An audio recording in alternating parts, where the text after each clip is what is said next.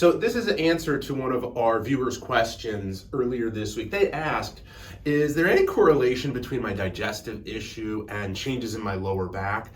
And today's video is going to answer that. So you know, my name is Dr. Gregg Gerstin, and I help people to remove the blockages in their health so they could lead amazing, fantastic lives. So this viewer wrote in saying that they had some food sensitivities in their digestive system, and they also had a scoliosis, so that's a bend from side to side in their lower back.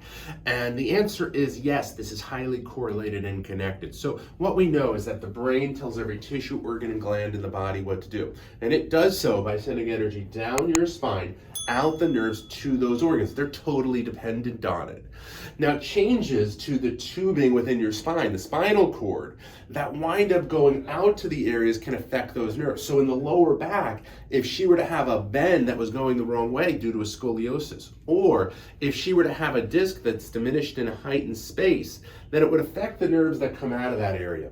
And an acute problem, a new one, like you wind up lifting something, that typically won't always cause you to have the digestive system problem, but something that's been progressive and over time will cause these nerves to shrink and ravel up. And then the energy going through those nerves don't get out to the organs like the digestive system to remember what to do and how to do it. If you've had problems with digestion, and you haven't been able to get answers, you've been given medications and drugs, and they've done exams and this and that, and they can't figure it out, it may be important for someone to look at your spine to understand how that nerve energy gets out to the digestive system to find the cause of the problem so that you can get back to health. If you or someone you know has been going through this, be sure to share this video with them.